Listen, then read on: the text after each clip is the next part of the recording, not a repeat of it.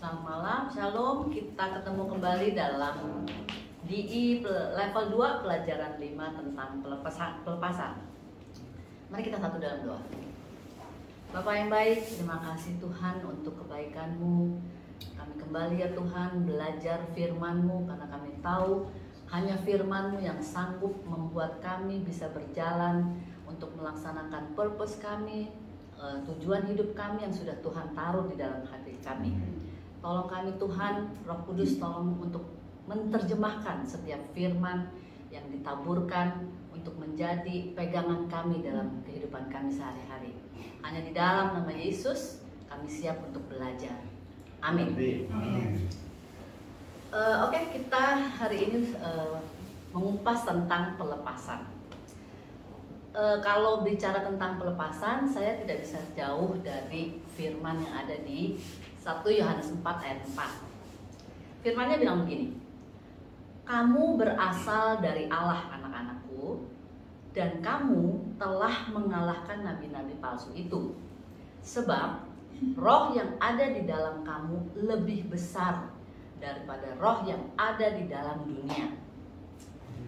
Ini pelajaran ini selalu harus berkaitan dengan pelajaran sebelumnya yang sudah dipelajari.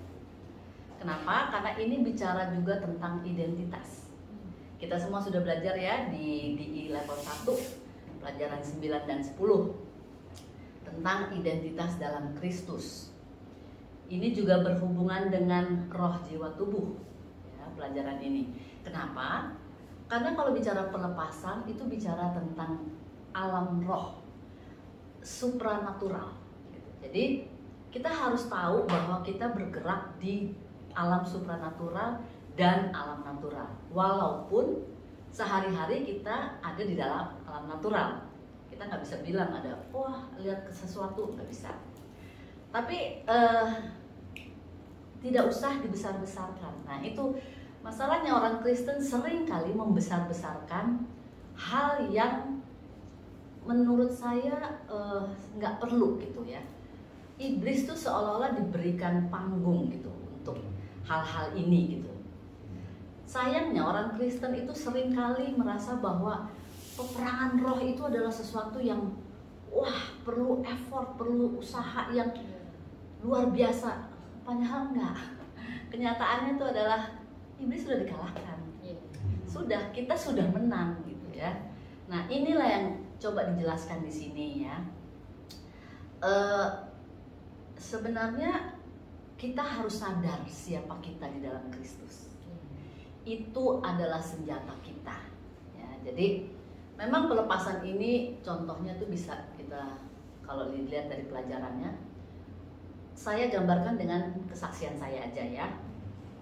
Jadi di gereja lama saya dulu saya ikut aktif dalam namanya Healing Movement Camp. Ya. Healing Movement Camp itu bergerak di sebenarnya bagus ya. Jadi itu adalah bicara tentang bagaimana kita menjadi makhluk yang bukan makhluk sih, pribadi yang baru, pribadi yang setelah mengalami, karena itu ada beberapa sesi, itu ada pelajaran-pelajarannya. Ada pelajaran tentang kasih Bapa, bagaimana kita mengerti bahwa kita sudah dikasihi ya. Lalu setelah kita mengenal kasih Bapa, lalu bagaimana kita melakukannya di dalam kehidupan kita sehari-hari. Dan biasanya itu ada 2 atau 3 hari gitu. Nah di hari terakhir itu namanya acaranya pelepasan ya.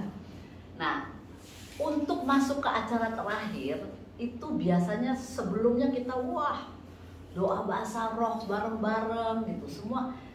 Jadi memang sudah sudah dipersiapkan untuk siap-siap ya, seolah-olah. Nah ini yang saya bilang tadi, seolah-olah seperti iblis dikasih panggung gitu ya.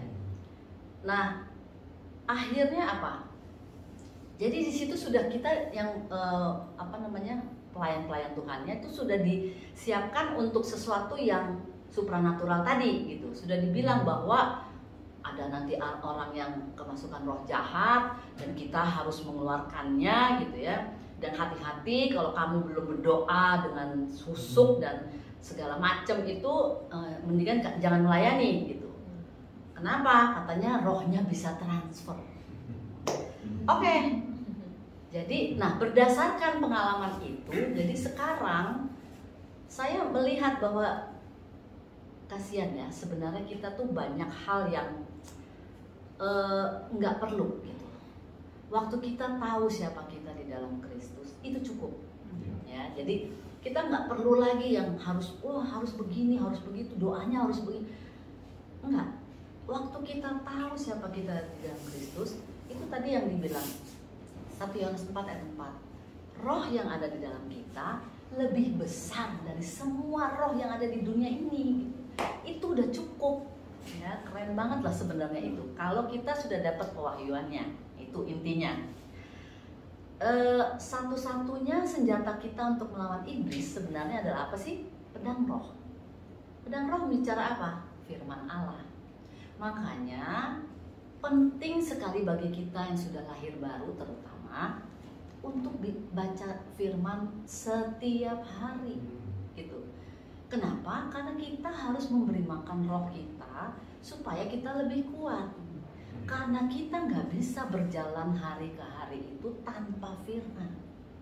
Karena kita juga kita harus bersiap siaga terus sebenarnya. Karena kita nggak bisa memperkirakan kapan iblis akan menyerang apa enggak. Tapi itu juga membuat kita untuk tidak terkejut waktu dia melakukan serangannya gitu. Karena kita sudah siap-siap terus ya. Sebenarnya yang dibilang firman Tuhan itu adalah pedang roh kita, itu senjata kita. Nah itu ada di Filipi 2 ayat 10. Dibilang supaya dalam nama Yesus bertekuk lutut segala yang ada di langit, yang ada di atas bumi, dan yang ada di bawah bumi. Intinya apa? Kita harus percaya bahwa satu-satunya yang bisa melawan itu cuma nama Yesus. Ya. Nah, tapi kalau mau pakai nama Yesus juga nggak bisa sembarangan gitu. Kenapa? Itu bisa dilihat di 1 Yohanes 3 ayat 23. Dikatakan begini. Dan inilah perintahnya itu, supaya kita percaya akan nama Yesus Kristus, anaknya, dan supaya kita saling mengasihi satu sesuai dengan perintah yang diberikan Kristus kepada kita. Saya ambil yang depannya aja. Dan inilah perintahnya itu, supaya kita percaya akan nama Yesus Kristus. Karena yang waktu saya melayani di pelepasan itu, nggak ada lain kok yang dipakai. Mau orangnya jungkir balik, manifestasi seperti apa, yang keluar selalu semua pelayan Tuhan cuma apa? Dalam nama Yesus kamu keluar, apa siapapun apapun gitu ya yang. Nah, kenapa yang satu bekerja satu enggak gitu? Ya, itu tadi kembali. Apakah kita sudah mengalami pewahyuan itu, mengalami nama Yesus itu? Apakah kita tahu, yakin bahwa nama itu yang membuat apapun kalah? Kita harus percaya dulu. Karena kalau kita ya cuman karena mengucapkannya karena sudah ritual, sudah terbiasa, kita nggak akan mendapatkan kekuatannya, nggak akan mendapatkan powernya gitu ya. Contohnya tuh ada di Kisah Para Rasul 19 ayat 13 sampai 16. Mungkin udah banyak yang tahu ya tentang kisah anak-anak Skewa. Karena di situ kan dibilang, jadi waktu tukang jampi Yahudi itu dia cuma mendengar tentang nama Yesus. Jadi dia bilangnya apa? Waktu anak-anak Skewa itu kemasukan setan, mereka perintahnya apa? Keluar dalam nama Yesus yang diberitakan oleh Paulus. Dia tidak punya hubungan dengan nama itu. Dia tahu, dia pernah dengar Paulus menyebut nama Yesus dan orangnya sembuh atau iblisnya keluar. Tapi dianya cuma nonton dan dia coba duplikasikan gitu. Nggak kena. Dan itulah kenapa di pelayanan Healing Movement Camp itu pelepasan itu dibilang bahwa nanti rohnya transfer. Sebenarnya diambil dari sini, mereka ketakutan di sini. Kan karena akhirnya di sini rohnya memang masuk ke si tukang jampi ini kan, anak-anak Skewa. Kenapa? Karena anak-anak Skewa ini tidak punya hubungan dengan Tuhan. Mereka tidak kenal siapa Tuhannya. Jadi kita penting untuk tahu identitas kita dalam Kristus. Kita harus tahu siapa kita, siapa roh itu, gitu ya. Roh yang dalam kita itu lebih besar dari roh itu. Jadi waktu kita menghadapi apapun, gitu ya, kita nggak dengan, aduh ini berhasil nggak ya, aduh ini enggak. Kita tahu persis waktu kita mengucapkan firman, dia harus tunduk. Siapapun itu, mau itu, di sini kita ngomong soal roh, ya, roh jahat terutama. Tapi itu pun bisa berlaku untuk apa aja yang kita mau usir dalam hidup kita. Semuanya, keterikatan apapun. Ada banyak kesaksian bahwa pelepasan itu bukan juga pelepasan dari roh jahat saja, tapi pelepasan dari ketergantungan terhadap rokok, ketergantungan terhadap pornografi, ketergantungan terhadap obat-obatan. Lihat bahwa apa? Yang dipentingkan adalah fokus sama firman-Nya. Karena disitulah kelepasan terjadi tanpa orangnya harus usaha, doa puasa, rendam di air supaya lebih husuk. Enggak. Yang bicara adalah firman. Yang membebaskan juga firman. Orang itu tidak usah berbuat apa-apa, dia hanya fokus sama firman. Siapa firman? Yesus sendiri. Jadi kembali tadi ya, waktu kita sudah punya roh Yesus di dalam kita, sebenarnya tidak ada yang bisa mengikat kita. Dan kita yang harus melepaskan orang, kita yang harus menolong orang untuk bawa orang itu fokus kepada Yesusnya. Karena iblis itu juga tahu apakah kita punya hubungan dengan Yesus atau enggak. Waktu kita mulai goyah, artinya apa sih? Waktu kita, kadang-kadang gini, orang tuh sering kali gini, ayo bantu kita melayani pelepasan ini, orang ini. Aduh jangan deh, jangan saya. Apakah dia merasa tidak layak, atau semua tentang apa sih? Semua tentang identitas dia gitu. Waktu dia menolak, atau dia walaupun dipaksa dan dia merasa dengan segala kekurangannya itu untuk melayani pelepasan, sebenarnya dia sedang mengecilkan roh yang ada di dalam dia. Dan dia membesarkan si roh itu. Makanya kayak gimana? Akhirnya dia kalah. Itu yang dibilang tadi transfer. Sebenarnya bukan transfer. Karena si iblis tahu kok, apakah kita penuh dengan roh Tuhan, ataukah kita enggak. Karena itu yang ditunggu oleh iblis. Dia akan buat kita untuk kita goyah. Manifestasi kan mengerikan loh. Manifestasi kuasa gelap ya. Itu akan membuat orang yang tidak penuh dengan Tuhan, dengan firman dan identitas akan mundur, takut. Terus terang waktu saya mengikuti itu, pelepasan itu, takut. Dan melihatnya tuh kayak, aduh, bisa nggak ya saya gitu. Itu.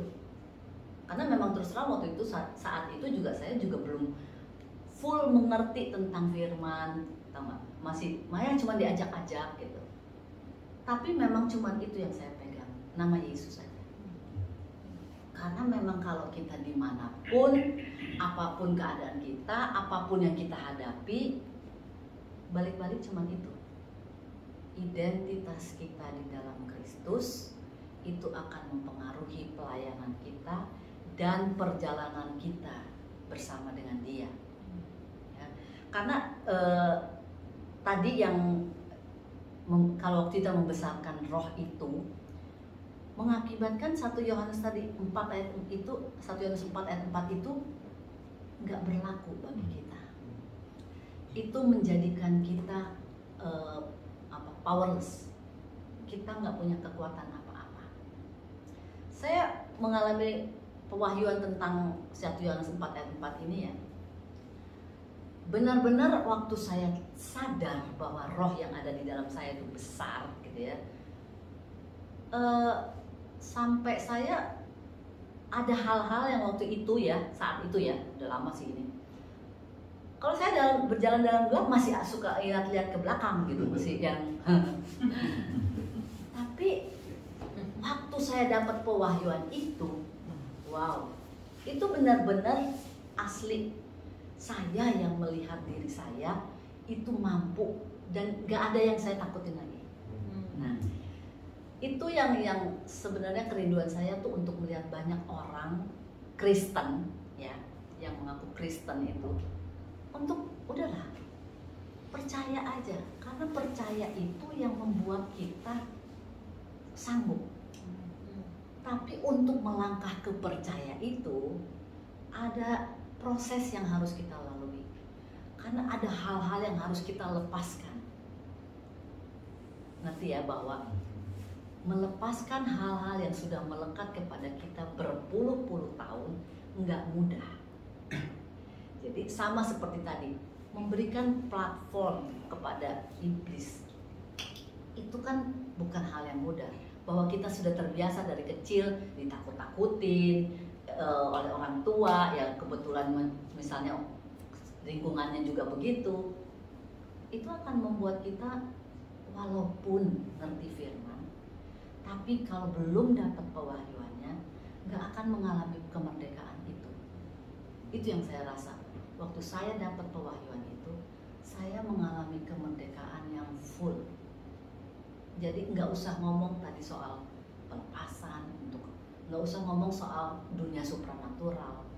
Itu yang saya bawa di dalam dunia natural, dan itu yang menghasilkan berkat yang berlimpah. Karena orang akan tertarik kepada saya dan kok kamu nggak takut sih? Kok kamu nggak khawatir sih? Kok kamu? Karena orang sebenarnya Kristen atau non Kristen ya, karena kita kan hidup di Asia, di mana semua yang supranatural itu dibesar-besarkan, gitu ya. Kalau dibaca di pelajarannya kan untuk orang Barat aneh gitu, dunia supranatural. Tapi kita yang di Asia itu udah biasa. Kita udah dengar, apalagi yang di pedalaman ya.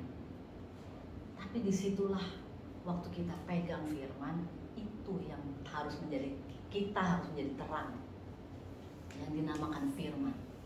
Waktu kita jadi terang, maka semua kegelapan harus menyingkir. Nggak bisa enggak. Makanya berdiri teguh, perkatakan firman, apapun itu.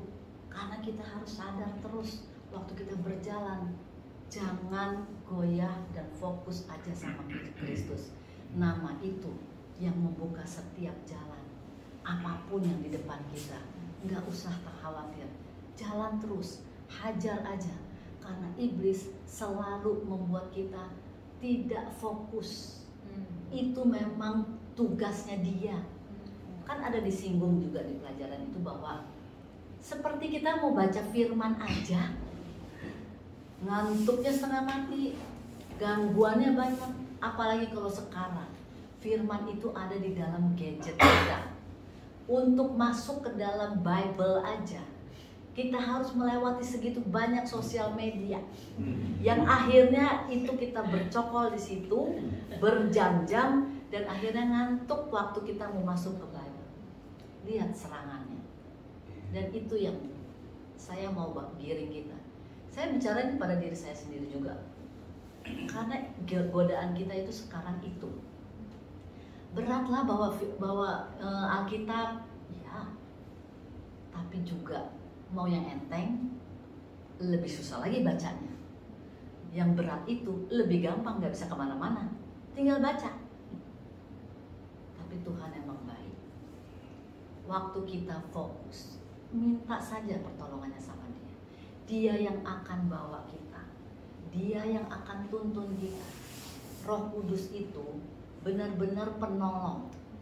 Waktu kita libatkan Dia di dalam kehidupan kita untuk kita fokus sama Dia, Dia akan langsung melakukannya, memberikan kita akses. Tapi kitanya ada bagian yang harus kita yang melangkah untuk melakukan itu. Kita yang melangkah untuk melepaskan semua apa yang kita pegang. Dan kita bilang, Tuhan, aku mau.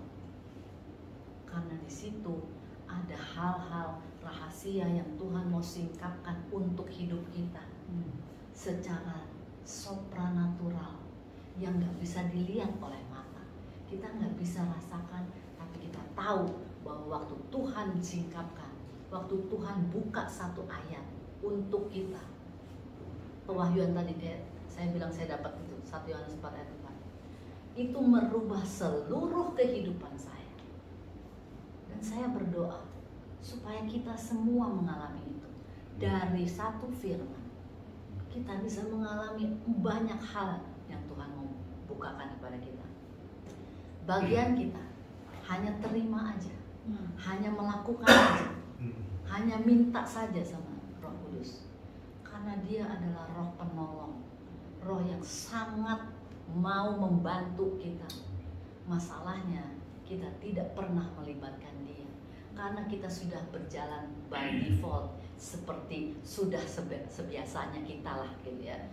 Pagi doa, baca ya ambil aja gitu. Padahal ada hal-hal yang Tuhan mau bicara spesifik. 1 ayat, 2 ayat, 1 pasal. Balik kepada kita. Semua pilihan ada di kita. Waktu Tuhan kasih free will, ada satu hamba Tuhan yang ngomong sama saya luar biasa, dan saya pegang itu ya. Dia bilang waktu Tuhan kasih free will, dia ambil resiko untuk ditolak oleh manusia. Saya waktu mikir, gila ya Tuhan ya, kalau saya jadi Tuhan udah deh, tutup buku, udah semua jadiin aja sama supaya iya. Enggak loh, karena waktu dia kasih free will, kita masih bisa menolak dia. Dan itu buat dia sebenarnya kan risiko yang terbesar, karena tugas dia adalah menyelamatkan manusia. Tapi kalau manusia menolak, dia tidak akan paksa. Sama dengan waktu kita mau baca Alkitab. Apakah kita mau bilang ya pada panggilannya yang kita dapat di mana? Di firman. Apakah kita mau bilang ya waktu setelah kita dapat dan kita mau melangkah? Karena dia sudah menyiapkan segala yang baik buat kita. Enggak mudah melepaskan diri dari kebiasaan-kebiasaan harian kita yang sudah berpuluh-puluh tahun melekat.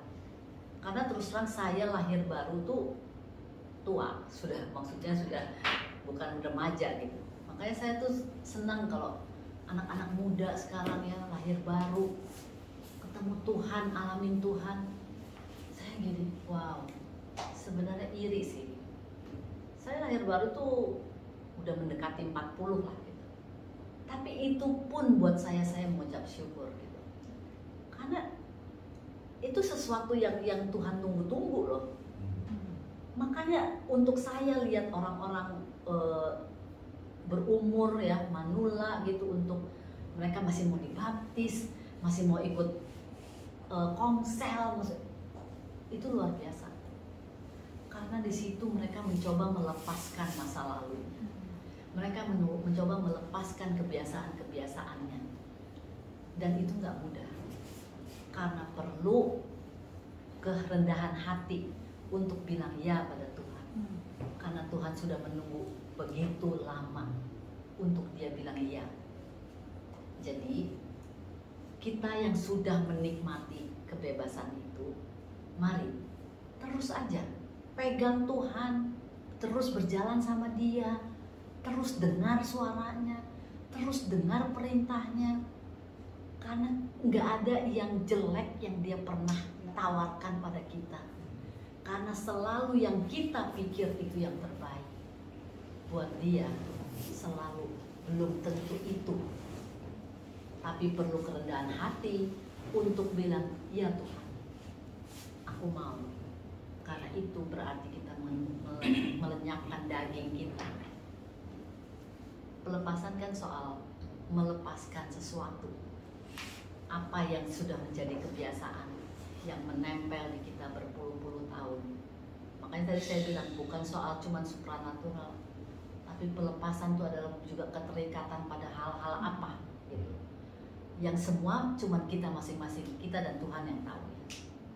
Kalau cuman kadang seperti saya bilang tadi, dunia dengan gadget itu bicara soal sosial media, keterikatannya tuh tidak terlalu kelihatan, padahal itu mengikat gitu.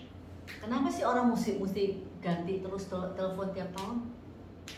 Sebenarnya nggak ada apa-apa. Keterikatan dunia terlalu diatur oleh, kalau lihat sosial media, apa yang terbaru, apa yang tercepat, apa yang tercanggih, itu semua yang dikejar manusia. Tuhannya menjadi semakin lama semakin kabur, semakin lama semakin tidak terlihat. Instan itu sudah menjadi makanan sehari-hari. Kita perlu untuk selalu mengingatkan diri sendiri, Tuhan, apa yang Kau mau ngomong sama aku? Hari ini apa yang harus aku lakukan? Udah gak biasa kita untuk tanya setiap pagi, apa yang, orang mana yang harus aku berkati hari ini? Yang siapa yang harus aku bantu hari ini?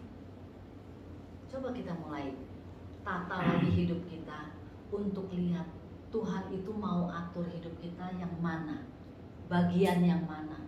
Selama kita belum bisa melepaskannya kepada Tuhan, maaf, kita nggak akan kemana-mana.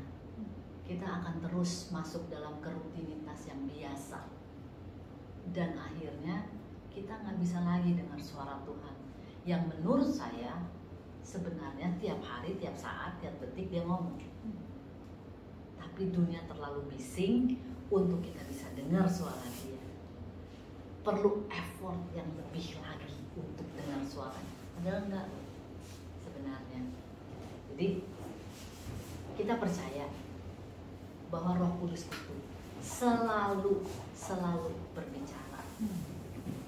Bagian kita hanya waktu kita mau, ya Tuhan, ini aku. Terus perbanyak waktu untuk baca firman-Nya. Perbanyak waktu untuk mendengar suaranya. Tapi terutama banyak waktu untuk kita spend time, habiskan waktu bersama dengan Dia. Karena Dia selalu menunggu. Dia gak pernah tinggalkan kita. Tuhan Yesus memberkati.